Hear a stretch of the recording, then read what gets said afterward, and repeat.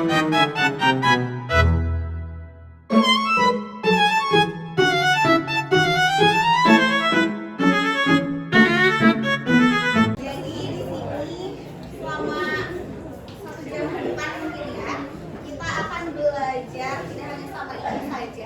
ada ibu juga nih, silakan memperkenalkan diri. Oh iya, dulu ya, perkenalkan nama Ibu Rizka Dewi Maharani. Halo. Ada Ibu. Nama Ibu Munara Biantu Adalia. PLP di SMP 3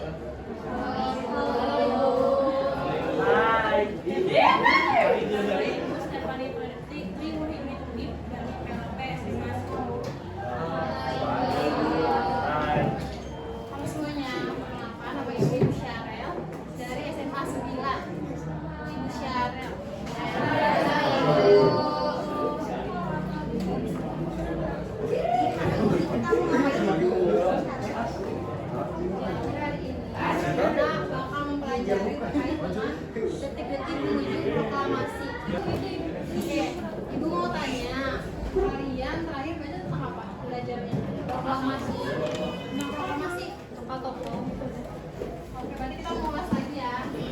Mas pada ingat gak? Materinya apa aja? Ibu kemarin? Coba sini lagi. Siapa yang mau baca? Mau baca gak? Siapa yang mau baca? Ya. Nanti dapat lagi aktifan. Muhammad Surya. Boleh Mama Surya, boleh baca. Tujuan pembelajaran setelah kegiatan pembelajaran ini diharapkan siswa memiliki pengetahuan dan pemahaman juga mampu menganalisis dan menyimpulkan secara kronologis sejarah detik-detik proklamasi kemerdekaan Indonesia dari berbagai elemennya, mulai dari peristiwa yang terjadi, tokoh-tokoh yang terlibat, tempat kejadian, dan juga tanggal terjadinya peristiwa-peristiwa tersebut. Oke, nanti hari ini kita akan belajar nih, kita menelusuri alurnya, yaitu mulai dari penyerangan Pahlawan yang ternyata nanti akan berhubungan dengan kemerdekaan Indonesia, seperti itu yang akan dijelaskan sama Bu Rizka ya.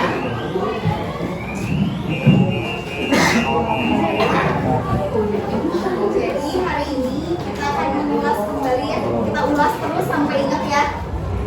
Nah, jadi mengenai peristiwa sekitar proklamasi. Jadi diawali dengan kekalahan Jepang di perang Dunia II atau perang Asia Pasifik gitu. Nah,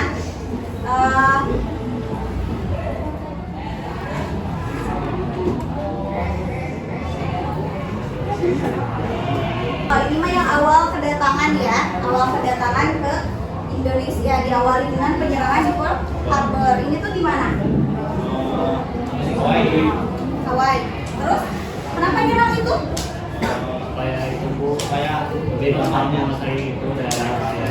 Betul, ingin menguasai daerah Asia Tenggara. Caranya ngebom Pearl Harbor karena menurut Jepang gitu ya, pemikiran Jepang, kalau kita melemahkan Amerika, dia nggak bakal ikut campur gitu. Nah, setelah menyerang, datanglah Jepang ke Indonesia dengan yang propaganda 3A itu, masih ingat 3A apa? Jepang Cahaya Asia, Jepang ya, lalu Jepang pemimpin Asia. Nah, selama kependudukan Jepang di Indonesia, banyak sekali organisasi militer dan juga non militer yang dibuat. Organisasi militernya salah satunya apa?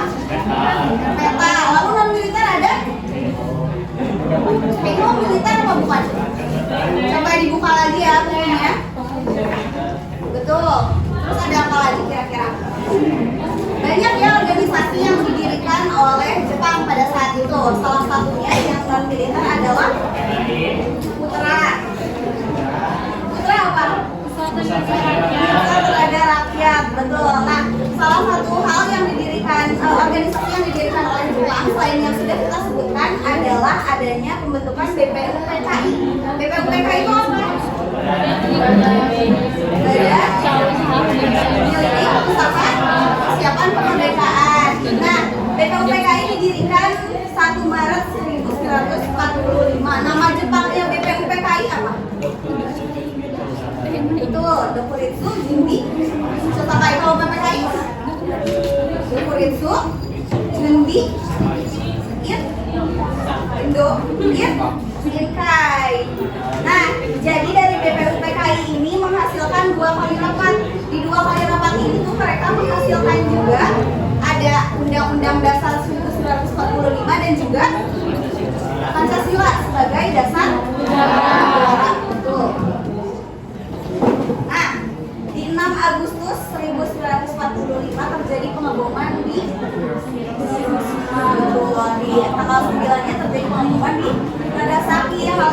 yang menjadi Jepang melemah kekuasaannya gitu ya. Nah, lalu di tanggal 7 Agustus 1945 juga terjadi pembentukan PPKI yang menggantikan PPKI singkatan apa? Panjangan dari apa? Panitia Persiapan Kemerdekaan Indonesia, betul. Berarti ini yang mempersiapkan. Kalau BPUPK itu dasarnya. Kalau ini tuh kayak menjalankan yang emang udah mau jadinya gitu. Nah, lalu di tanggal 9 juga diundangnya golongan tua ke dalam Vietnam. Siapa? Golongan tua? Golongan tua itu siapa? Ada Soekarno, ada Hatta, dan juga ada Rajiman. Jadi Soekarno, Hatta, dan Rajiman ini diundang ke dalam Vietnam untuk bertemu siapa? Masih ingat gak? Ini sering ngomong. Ikana. Betul siapa? Panglima militer dari Asia Pasifik. Nah, kenapa mau ketemu sama militer ini? Diberitahu karena akan diberitahu kemerdekaan Indonesia itu sudah di depan mata gitu. Nah, kita skip ke golongan tua ketika pulang ke Indonesia gitu. Nah, ternyata setelah melemahnya Jepang, kabar menyerahnya Jepang tuh belum sampai ke telinga Indonesia gitu. Tetapi di tanggal 14 ternyata hal ini terdengar oleh Sultan Syahrir. Sultan Syahrir itu siapa? Orang Indo sudah pasti Sultan Syahrir. Siapa kira-kira? Betul, golongan muda. Jadi Sultan Syahrir ini ketua dari organisasi Gerakan Bawah Tanah. Gerakan Bawah Tanah itu apa? Organisasi Apa? Ayo. Gerakan Bawah Tanah itu apa? Gerakannya di bawah tanah itu? Betul, yang diam-diam nyari informasi lewat radio luar negeri gitu ya. Nah, hal ini sudah terdengar oleh Sultan Syahrir. Lalu datanglah Sultan Syahrir sebagai perwakilan dari golongan muda bertemu dengan Hatta dan Soekarno mendesak kemerdekaan Indonesia. Betul. Nah, Sultan Syahrir ini datang kan sore hari. Ternyata tidak bisa, kata Soekarno. Lalu dia pulang dan mengadakan rapat golongan muda di gedung mikrobiologi di Jalan Kebangsaan Timur yang sekarang menjadi gedung Universitas Indonesia. Itu di jam 20. Ini masih di tanggal 14 Agustus. Nah, di tanggal 15-nya Jepang tuh sudah secara officially mengakui gitu, menyerah tanpa syarat kepada sekutu. Lalu para pemuda ini mendatangi lagi rumah Soekarno. Kira-kira mau ngapain? Mendesak lagi ya, tapi masih belum dapat nih. Pulang lagi, rapat lagi di Jalan Cikini ini. Cikini. Nah, setelah itu dari rapat tersebut menghasilkan keputusan untuk menculik Soekarno ke Rengas Dengklok di mana Rengas Dengklok? Jakarta. Di Jawa Barat. Di Karawang. Dijemput lah, diculik. Apakah diculiknya dibekap? Enggak, tapi dibohongi betul. Diberi alasan bahwa esok hari di Jakarta akan terjadi pertumpahan darah. Akhirnya Soekarno dan Hatta mau dibawa ke Rengas Dengklok gitu ya. Nah, lalu esok harinya di tanggal 16 ini sebetulnya Soekarno kan sudah menginstruksikan agar PPKI itu mengadakan sidang kembali untuk memproklamasikan kemerdekaan. Tapi kan golongan mudanya tetap menolak untuk ada diskusi antar PPKI ini, ya. Nah, di tanggal 16 pagi hari di mana Soekarno setelah diculik ke Rengas Dengklok, keadaan PPKI ini tuh hektik gitu. Karena tiba-tiba Soekarno dan Hatta hilang. Nah, di sore hari ternyata kabar ini terdengar oleh Ahmad Subarjo. Terdengar bahwa Soekarno dan Hatta itu sudah diculik ke Rengas Dengklok. Disusulah ke Rengas Dengklok di jam 17.30 gitu. Nah, di Rengas Dengklok juga terjadi negosiasi antara golongan muda dengan golongan tua. Dengan golongan tua.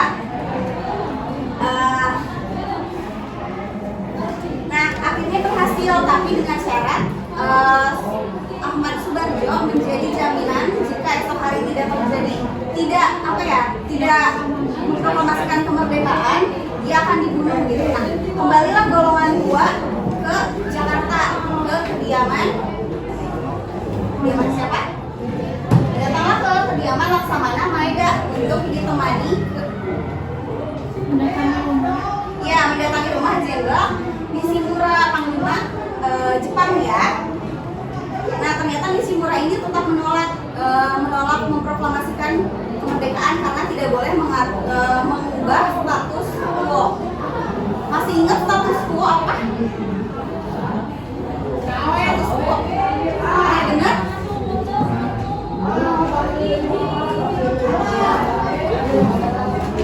Status quo itu aturan yang mengatur kayak apa ya? Aturan perang gitulah, dalam suatu perang ada aturan. Nah, saat itu ketika Indonesia terbebas dari Jepang, bukan terbebas, ketika Jepang menyerah tanpa syarat kepada sekutu, Indonesia tuh jadi tidak di bawah siapapun, termasuk tidak di bawah Belanda juga, jadi statusnya kosong gitu. Nah, karena tidak disetujui oleh Nishimura, balik lagi lah golongan 2 dan muda ini ke rumah Laksamana Maeda. Akhirnya di sanalah terjadi penyusunan naskah teks proklamasi gitu. Nah, teks proklamasi ini disusun oleh 3 orang tokoh. Ada yang masih ingat 3 orangnya siapa aja? Soekarno, Hatta, dan Sayuti Melik. Sayuti Melik yang menulis atau yang mengetik? Yang mengetik. Berarti bukan Sayuti Melik. Asli. Bukan siapa? Satu lagi Ahmad Subarjo.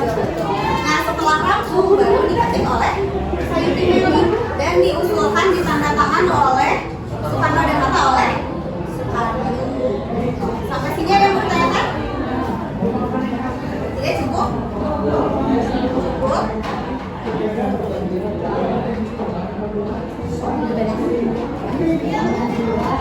Gak ada yang mau ditanya? Apa ibu yang mau nanya? Ibu aja nanya. Siap banget dan ini mau ditanya. Ibu-ibu mau nanya kan? Ibu. Nah, karena gak ada yang mau bertanya, kita main game aja. Ya? Oke, boleh ya diperhatikan di sini ya. Ada mau main games nggak? Mau main games? Oke, jadi sekarang kita kelompoknya 1, 2, 3, dan 4. Tentuin siapa ketua kelompoknya. Karena nanti dia yang boleh angkat tangan dan dia yang boleh maju.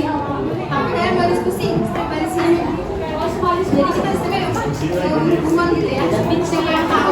Ya, itu yang angkat tangan lebih dulu. Nah, yang angkat tangan setelah itu sama-sama tidak. Egois nggak? Ya, 1, 2, 3 baru angkat tangan ya. Kalau nggak silakan, itu kalian udah tahu jawabannya. Karena kalau berdua lagi ngasih jawabannya, yang main dulu ya di sini.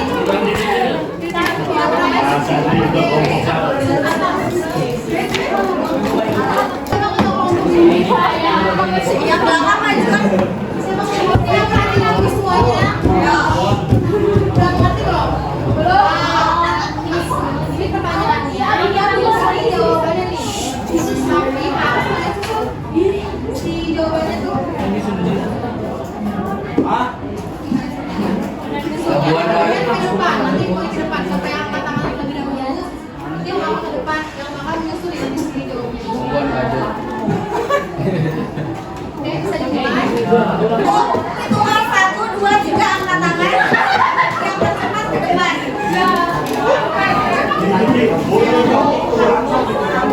Saya coba tangan yang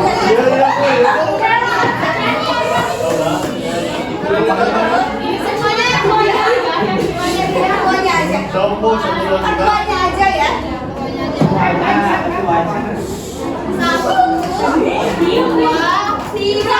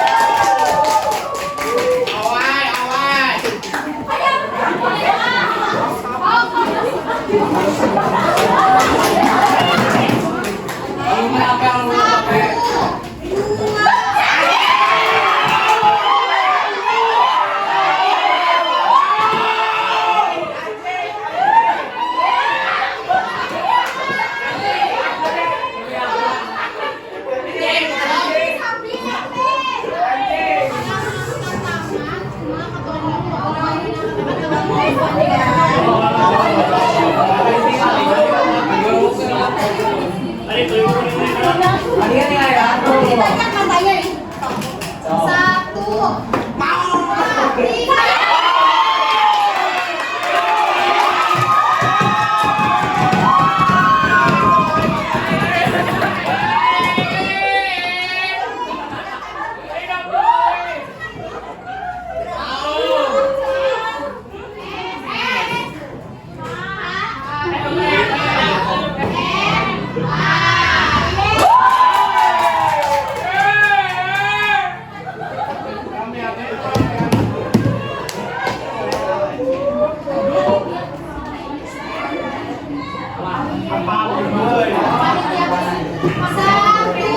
Macam Pandu.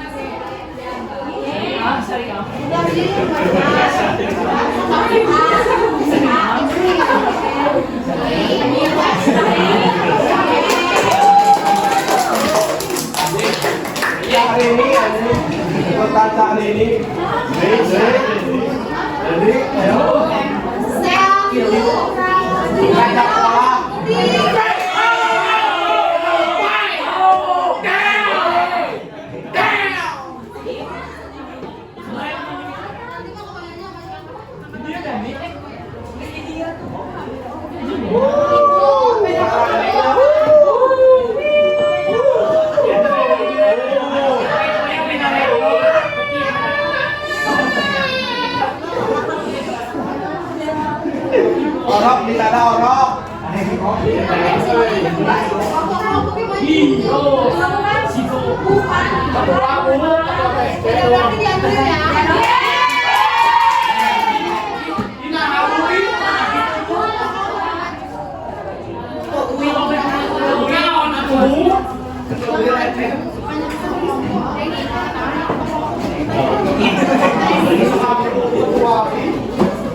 Shopping pinang.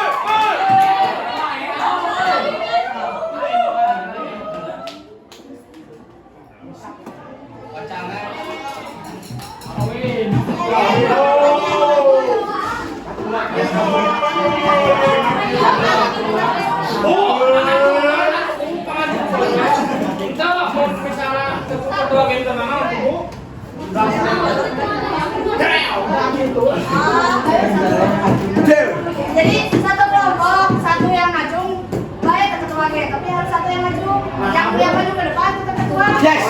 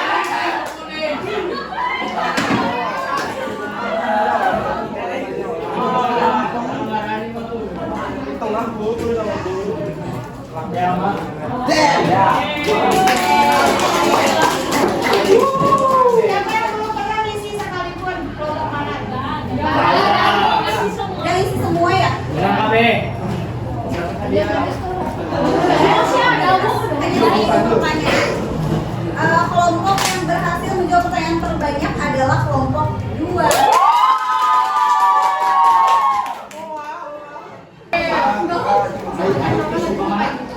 Ini suka itu terima awal. Ya, ikut semuanya karena udah mereka ikut semuanya ya. Tuh, keren. Ya.